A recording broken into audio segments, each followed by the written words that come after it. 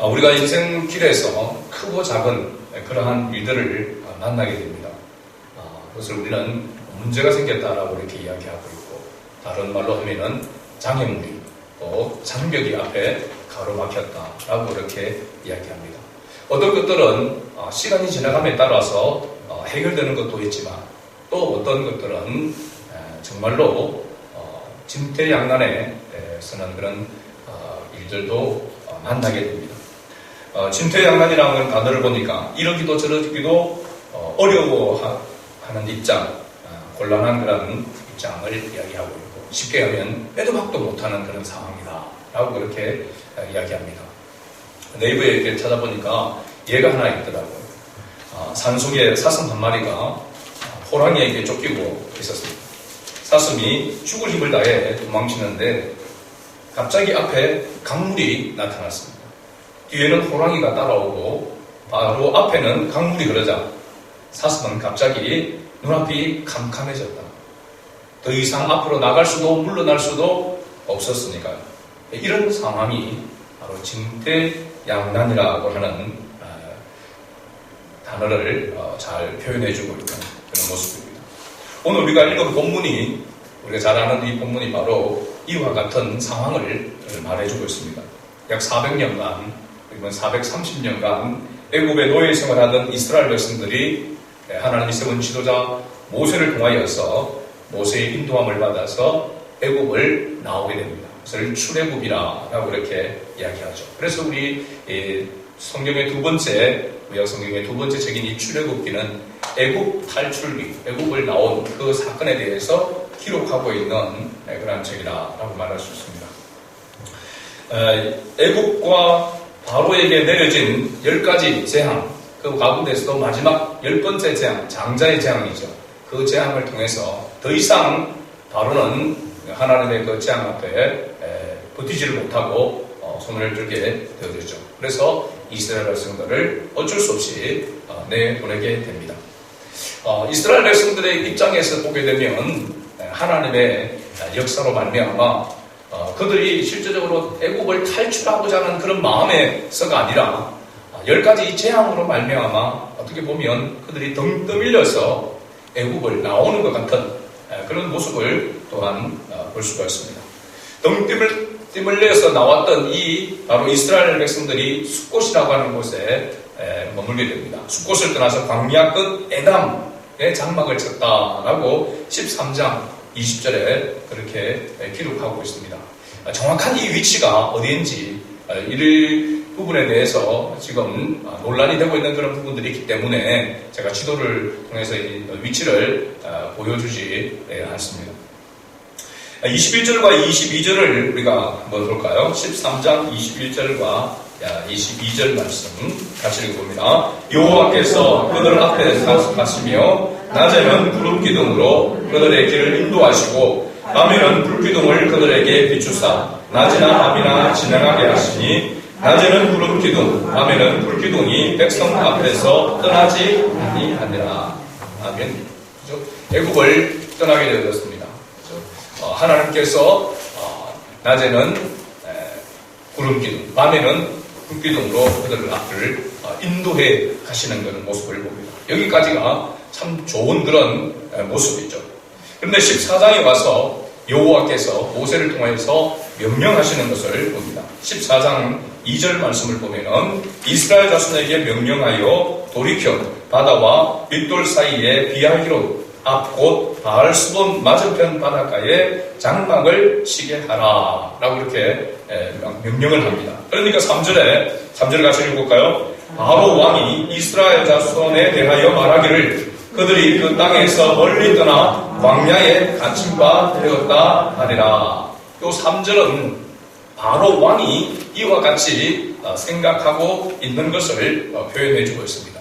4절을 같이 읽어봅니다. 내가 바로의 마음을 완악하게 한즉 바로가 그들의 길을 따르니 내가 그와 그의 온 군대로 말미암아 영광을 얻어 애굽 사람들이 나를 여호와인 줄 알게 하리라 하시매 무리가 그대로 행하니라. 아멘.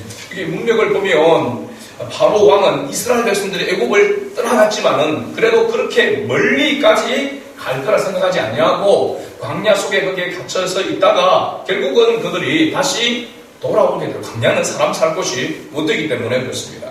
다시 돌아올 수 있지 않겠나라고 하는 그런 생각이 있었던 것 같습니다. 그런데 모세의 명령에 의해서 에담에서 더 먼 곳 비아히롯 바알수본 맞은편 바닷가에 장막을 치니 비로소 바로 왕은 이들이 완전히 이제 애굽을 벗어나 멀리 정말 도망치게 되는구나 라고 이렇게 생각을 한 것 같습니다.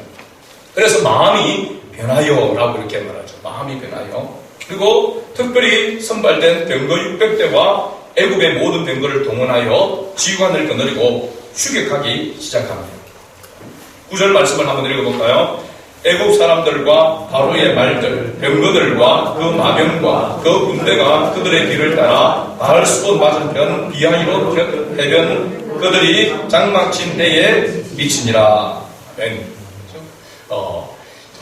바로가 이스라엘 백성들이 그들을 떠나서 애굽을 떠나서 뭘 그렇게 멀리 가지 못하고 실제적으로 그 숫자가 200만에서 250만 명이 된다고 이렇게 얘기합니다. 애굽을 출애굽한 이스라엘 자손들이 그 많은 사람들이 특히 다른 땅도 아니고 광야의 길에 가서 얼마나 며칠을 머물 수 있겠느냐.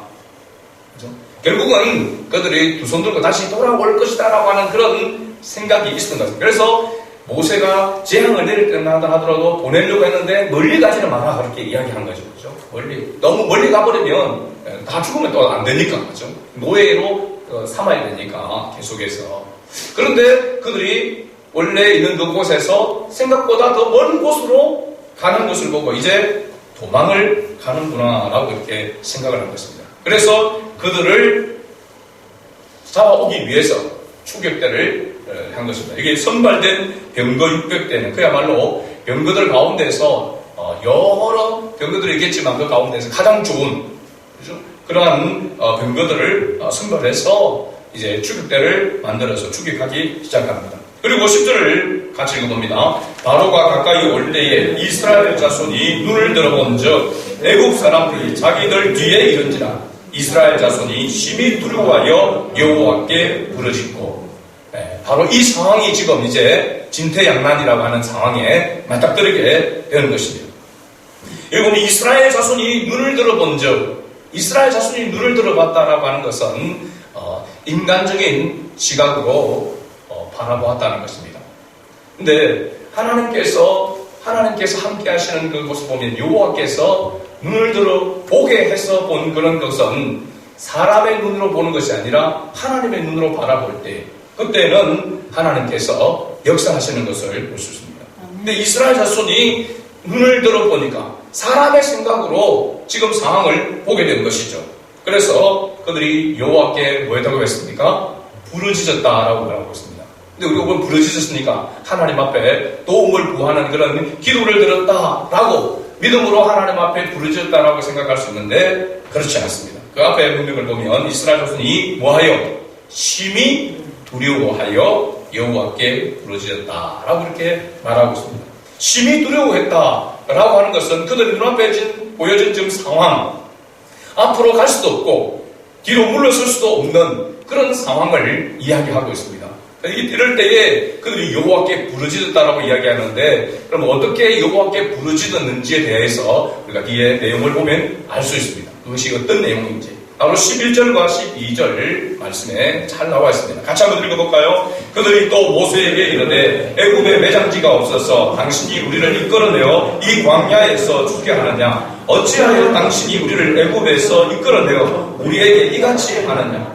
우리가 애굽에서 당신에게 이런 말이 이것이 아니냐 이러기를 우리를 내버려두라. 우리가 애굽 사람을 섬길 것이라 하지 아니하더냐? 애굽 사람을 섬기는 것이 광야에서 죽는 것보다 낫겠노라. 진퇴양난의 상황에 맞닥뜨리게 되어졌을 때에 그들이 하나님 앞에 심히 두려워하여 부르짖었다라고 이야기하고 있는데 그 부르짖음이 뭐였는가? 내용을 보면 원망 불평이었습니다. 원망과 불평이었습니다. 이 원망과 불평이 실제적으로 보면 그들이 이렇게 내뱉었던 이 말들, 이 원망들이 고스란히 그들에게 이루어지게 된 것을 우리가 볼 수 있습니다. 여러분, 출애굽 1세대들이 어디에서 죽었습니까? 광야에서 죽었습니다. 그리고 여기에 애굽의 매장지가 없어서 우리를 이끌어내고 이 광야에서 죽게 하느냐, 이렇게 그들이 원망하고 불평을 했습니다. 그 원망과 불평대로 결국은 그들이 애굽에서 나와서 40년 광야 생활을 거치는 동안에 그 광야에서 그들은 그야말로 매장지가 되었습니다. 그래서 가나안 땅, 약속의 땅 가나안 땅에 들어간 사람들은 갈렙과 여호수아를 제외한 1세대를 제외한 2세대, 광야에서 나온 2세대들이 가나안 땅에 들어갔다라고 하는 것을 우리가 알 수 있습니다. 인생의 문제를 만났을 때에, 장벽을 만났을 때에, 문제를 만났을 때에 보이는 바로 이 이스라엘 자손들의 이 모습이 오늘 우리의 모습과 흡사하다라고 하는 것을 알 수 있습니다. 여러분, 믿음이 없으면, 즉 말해서 믿음의 눈으로 바라보지 아니하면, 하나님의 시각으로 문제를 바라보지 않으면은 거기에는 반드시 원망과 불평이 나올 수밖에 없습니다. 우리가 인생 문제 가운데서도 마찬가지죠. 그래서 부모 탓을 하기도 하고, 자녀 탓을 하기도 하고, 또 남편 탓을 하기도 하고, 아내 탓을 하기도 하고, 따라서 친구 탓을 하기도 하고, 또 나라 탓을 합니다. 국가 탓도 하게 되죠. 원망과 불평에 사로잡히게 되는 것이죠. 지금까지 제가 교회를 섬겨오면서 경험했던 일들 가운데 어떤 것들은 시간이 지나감에 따라서 해결되는 것도 많았습니다. 정말 몇 번은 손에 꼽히는 몇 번의 그런 사건들은 정말 진퇴양난과 같은 그런 상황에 맞닥뜨렸던 때가 있었습니다. 제가 돌이켜보니까 첫 번째는 화재가 났었을 때였습니다. 화재가 났을 때 교회 2008년 8월 3일 7시 그죠? 주일 7시 화재가 났었을 때의 그때, 그리고 또 한 번은 보면 우리가 그렇게 멀지 않은 우리가 이제는 3년 정도 됐나요? 교회가 여러 가지 분란으로 인하여서 사람들이 떠나가게 되어졌다. 그런 모습들. 한 번은 보면은 화재를 통해서 교회가 이게 이제로 회복되지 못하고 이제 주저앉겠구나 라고 생각하고 떠나간 사람들도 있고, 분란이 있었을 때는 어떻게 보면은 자기 마음대로 자기들 주관대로 교회를 이렇게 움직여갈 수 없다라고 생각했던 사람들이 떠나갔습니다. 또 보면은 거기에서 휩싸여서 설며시 떠나간 사람들도 있습니다. 이러한 전체적인 사람들의 모습을 보면은 공통점이 있는데 바로 원망과 불평이라고 하는 것을 알 수가 있습니다. 원망과 불평, 나가는 사람이 감사함으로 감사하다. 그래서 복 받고 간다 하는 사람은 없습니다. 다 보면은 원망과 불평이 있어서 떠나가게 되어진 그런 모습을 봅니다. 화재가 났을 때 그 어려운 상황 속에서 어떻게 보면은 절망적이죠. 그죠? 한치 앞을 알 수 없는 정말 진퇴양난의 교회가 그냥 그야말로 폐쇄의 위기에 처해 있을 그때에 사람의 눈으로 바라볼 때는 교회는 이제 끝났구나, 이제 더 이상 여기서 회복할 수가 없겠구나 생각하고 떠나간 사람들도 있습니다.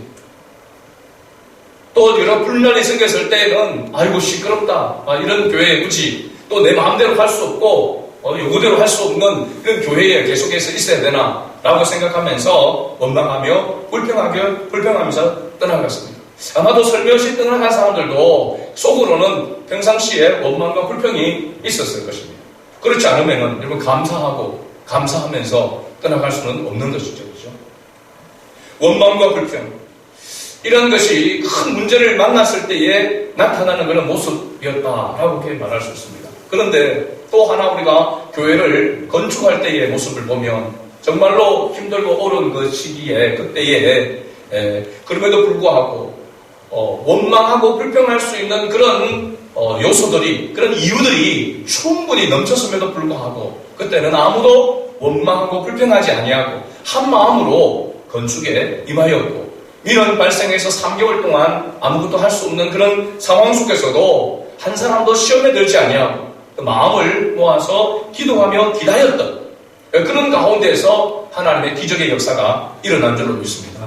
똑같이 진퇴양난에 똑같은 그런 어려운 상황을 만났을 때에 어떤 모습으로 있느냐에 따라서 하나님의 기적을 보게 되고, 또 하나는 주님의 몸된 교회를 심히 아프게 하고 힘들게 하는 그러한 모습으로 나타날 수 있다는 것입니다. 이스라엘 자손들의 원망과 불평의 핵심이 바로 이것입니다. 우리를 그냥 내버려두라, 내 마음대로 하겠다라고 하는 거기에서 나온 것을 볼 수 있습니다. 그리고 애굽 사람을 섬길 것이라 하지 아니하더냐. 하나님의 백성, 약속의 백성이 하나님을 섬겨야 되는데 힘들고 어려우니까 그냥 세상의 것에 안주하겠다. 이 애굽은 세상을 이야기하고 있습니다. 영적으로. 세상에 안주하겠다. 세상의 방법대로, 세상의 원리대로 살아가겠다라고 그렇게 하지 않더냐. 그렇게 하면서 원망불평합니다. 실제적으로 그 상황에서 보게 되어지면 이 사람들, 이스라엘 자손들이 원망하고 불평하는 이 내용들이 실제적인 현실입니다. 현실입니다. 당연한 거죠. 지금 앞으로 갈 수도 없고 뒤로 물을 수도 없고, 앞에는 바다가 펼쳐져 있고 뒤로는 병거들이 추격하고 있고 고스란히 죽거나 잡혀갈 수밖에 없는 그 상황에서 원망 불평하는 것은 어떻게 보면 당연한 그런 모습이라고 할 수 있습니다. 그러나 믿음의 사람 모세는 탈락당한 것을 우리가 알 수 있습니다. 오늘 우리가 읽었던 말씀 13절과 14절 말씀을 같이 한번 다시 읽어봅니다. 모세가 백성에게 이르되 너희는 두려워하지 말고 가만히 서서 여호와께서 오늘 너희를 위하여 행하시는 구원을 보라. 너희가 오늘 본 애굽 사람을 영원히 다시 보지 아니하리라. 여호와께서 너희를 위하여 싸우시리니 너희는 가만히 있을지니라. 아멘.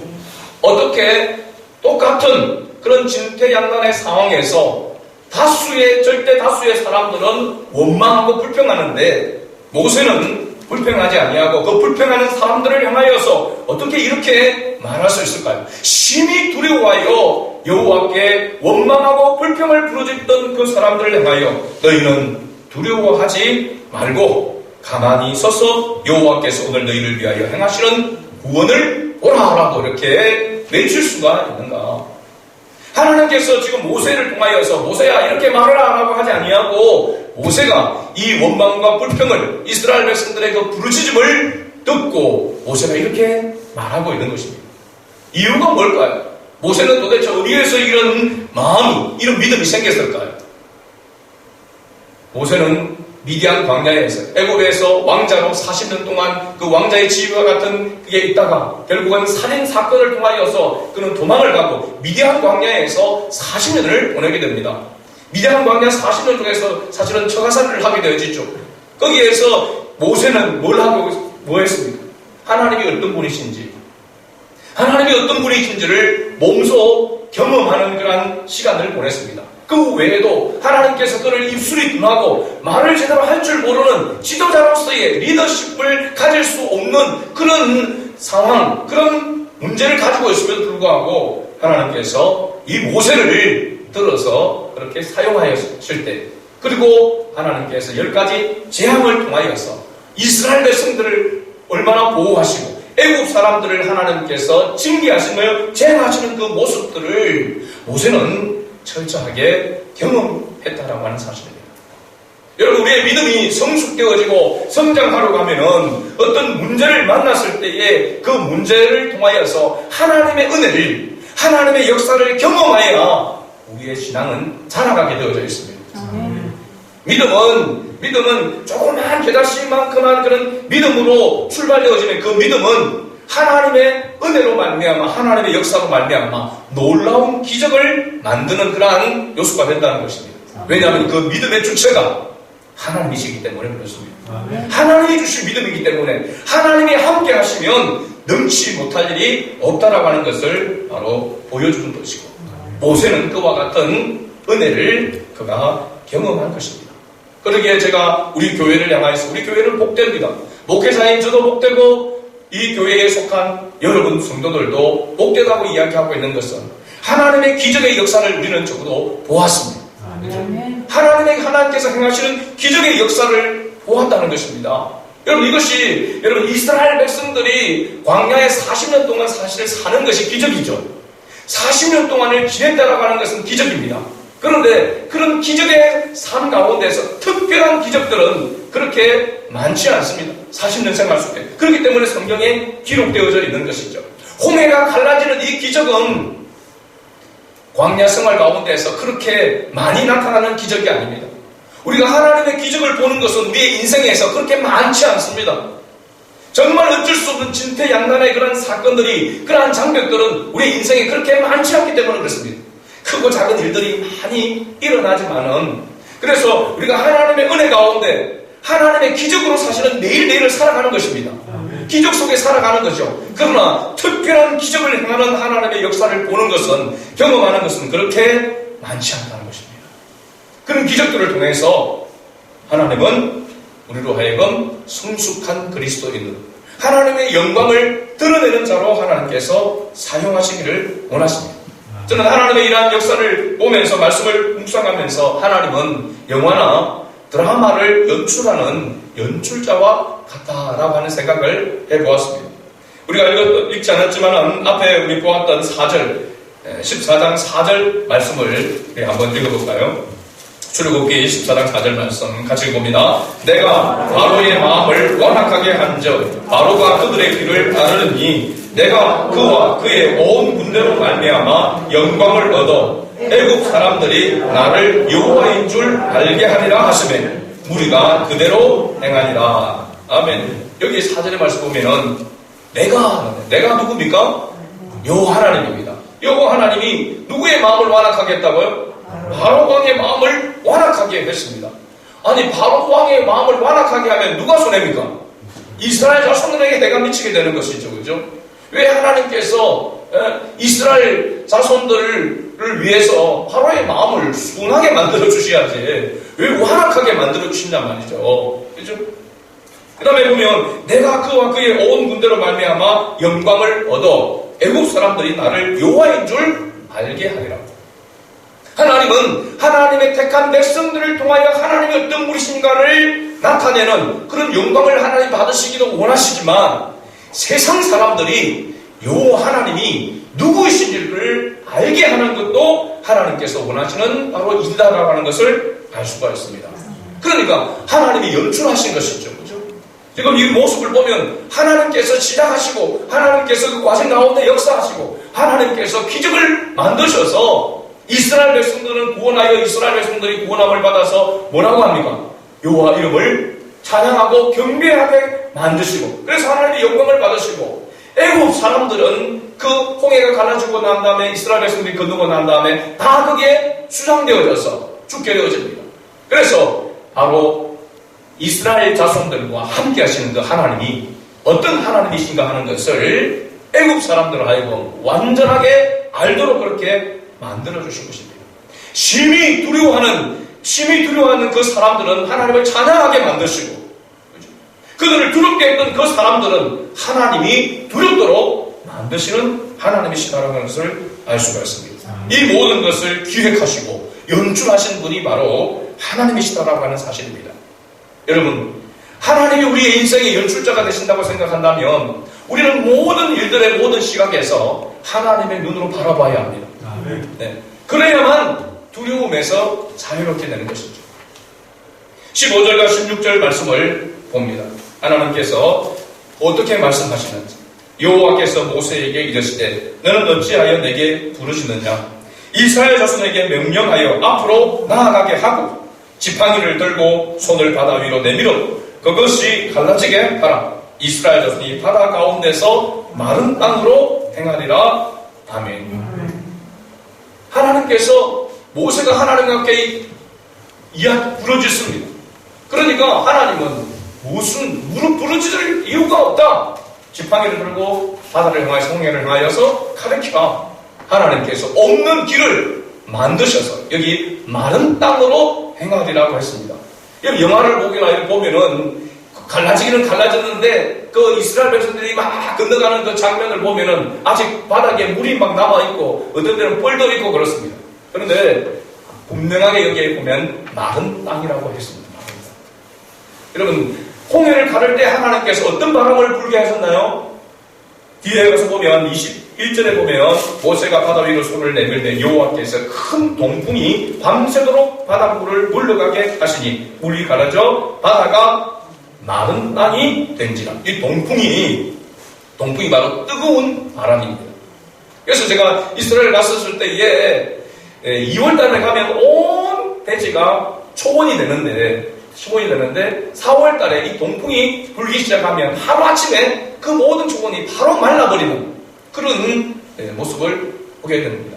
그래서 제가 할 때는 온통 이게 풀이 있는데 풀이 다 말라가지고 양과 풀이 이게 구분이 안 되는 그런 모습들이 보였습니다. 원래는 파랗게 그저 풀이 있고 그 위에 양들이 노는 그런 모습이 그야말로 푸른 초장에 풀을 뜯는 그런 모습을 보기를 원했는데 양들이 있긴 있는데 풀이 다 말라있단 말이에요. 동풍이 불었다는 것입니다. 여러분 노아 방주에서 나올 때에 그 방주에서 나왔을 때에 그 나오게 되어지는 거 보면 마른 땅이 나올 때 마른 땅. 이 마른 땅은 그래서 뭘 상징하냐면 하나님의 구원을 상징한다. 어린아이들까지 어른들 그런까지 다 그 길로 나아가려 하면은 질퍽질퍽하고 아직 물이 남아있는 그 길이 아니라 완전히 마른 길을 만든다는 것입니다. 저는 바닷가 근처에 군산에서 군대 생활을 했습니다. 그래서 군산에 보면은 물이 한번 빠지면은 약 4km 정도 물이 쫙 빠져나면서 뻘이 생기게 됩니다. 그럼 뻘이 이게 생기게 되어지면 뭐것도 다닐 수 없을 거로 생각했는데 조금 지나고 보면 막 경운기가 그 위로 막 다닙니다. 그래서 이제 정치망이나 이런 것들을 이제 수거하기 위해서 막 경기가 나가죠. 이해가 안 됐습니다. 예상식으로는 물이 빠지고 얼마 지나지 않았는데 그 길을 경기가 지나간다. 가보니까 물이 빠지고 나서 한두 시간 지나면은 그 바닥이 딱딱해집니다. 그래서 거기 위에서 이제 물 빠지고 나면 축구를 거기서 하기도 하고 그런단 말이에요. 한참 그 위에서 뛰다 보면 다시 물이 생기기도 하고 하는데 그 바닥이 딱딱해집니다. 그래서 경기가 탈 수 있는 거죠. 거기 위로. 그 모습을 제가 보면서 이 마른 땅이 되어졌다라고 할 때는 그냥 뭐 대충 물도 남아있고 불도 있는 것이 아니라 하나님께서 완전히 말라져서 완전히 세기를 내셨다라고 하는 것을 말해주고 있습니다. 이건 우리 보면 우리가 예수 그리스도께서 바로 이 홍해를 갈라같이 자기를 찢어서 새롭고 산 길을 내어주신 그 기적과 같은 것입니다. 그래서 구원을 보라고 이야기하고 있는 것은 하나님께서 그 구원 죄의 장막을 찢어내시고 새로운 길을 예수 그리스도를 통해서 내신 것을 말하고 있는 것입니다. 없는 길을 만드시고 그 길로 인도하시는 기적을 베푸시는 하나님이시다라고 하는 것을 말해주고 있는 것이죠. 우리가 구원을 받은 것은 하나님의 기적입니다. 이건 그냥 있을 법한 그런 것이 아니라 하나님께서 행하지 아니하시면 하나님만이 하실 수 있는 그런 바로 기적의 역사가 바로 우리의 구원이라고 하는 것을 기억해야 될 줄로 믿습니다. 그래서 하나님이 행하시는 그것을 바라보고 그것을 믿는 자는 우리의 구원을 행하신 그 하나님을 온전히 믿게 되는 것이죠. 이 하나님은 오늘날에도 여전히 주님의 몸된 교회와 성도들을 통하여서 하나님이 어떤 분이신지를 나타내시기를 원하고 그리고 영광을 받으시기를 원하시는 줄로 믿습니다. 그렇다면 우리는 인생의 크고 작은 문제를 만났을 때에 어떻게 그러면 살아야 할까요? 이것이 바로 오늘 메시지의 핵심입니다. 첫 번째는 하나님의 명령을 듣고 믿음으로 준행해야 한다는 사실입니다. 굉장히 중요한 것입니다. 우리가 어느 문제를 만났을 때에 사람의 눈으로 그 문제를 바라보게 되면 무엇이 나온다고요? 원망과 불평만이 나올 수밖에 없습니다. 하나님께서 눈을 들어 그것을 보게 하고 하나님의 시각으로 보게 된다면 여러분 생각해 보세요. 우리의 인생을 연출하시는 분이 하나님이십니다. 태어나면부터 시작해서 우리를 만나시기부터 시작해서 우리가 죽는 그날까지 영원히 우리를 책임지시는 주인이 하나님이시라고 생각한다면 여러분 인생에서 크고 작은 문제를 만났을 때에 그 문제 해결자도 하나님이신 줄 믿어야 하는 것입니다. 할렐루야. 이것이 믿음인 것입니다. 그러면 우리가 그런 문제를 만났을 때에 바로 모세가 그들에게 선포했던 것처럼 하나님의 명령을 듣고 준행하는 모습이 있어야 되는 것입니다.